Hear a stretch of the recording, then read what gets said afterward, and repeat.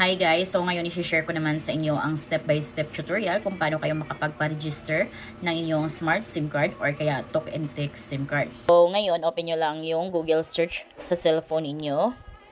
Dito sa may search is search lang yung smart SIM registration. Ito na yung website. So click natin yan. Ayan, dito scroll nyo lang pababa. Lagay nyo lang dito yung inyong cellphone number. Then, click nyo tong may box. Pag may check na at naka-color green na itong send OTP, click nyo lang yan. Hintayin natin yung OTP code. Ayan, dito na. 836112. Click verify OTP. Ayan. Your mobile number was successfully verified. Click OK. So, dito, type of registration. Click natin yan. Piliin lang natin yung registering a newly bought SIM. So, dito, pipiliin lang natin ito kung halimbawa para sa atin as an adult. So, kung minor naman, card is para sa minor. So, ito naman yung pipiliin ninyo. Ayan, next is the nationality. So, Philippines, okay na yan. ID card natin. So, click natin yan.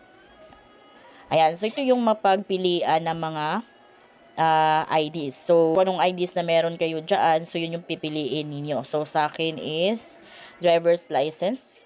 Ayan, click natin yan. Next naman is take a photo. So, pipicturean natin yung ating ID. Ayan, after natin makapag-picture ng ID at selfie, so automatic, malagay na yung ID card number natin dito, information natin. So dito sa pinakababa, click na natin tong next. Next naman is the address information. So dito, lagay nyo lang yung kompletong address ninyo. Kung wala kayo sa village or subdivision, or wala kayong unit or floor or building, so skip nyo lang yan.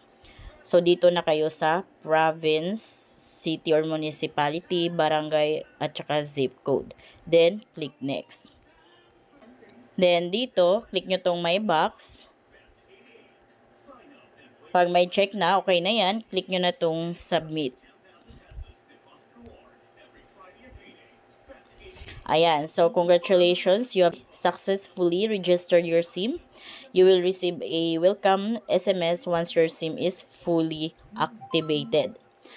Then this is our control number. This will serve as your certificate of registration. So ayan guys, nakapag-register na tayo. So ganun lang kabilis. So kung kayo bago dito sa aking vlog, please consider to subscribe para updated kayo lagi sa mga informative at updated na mga videos ko. Thank you for watching.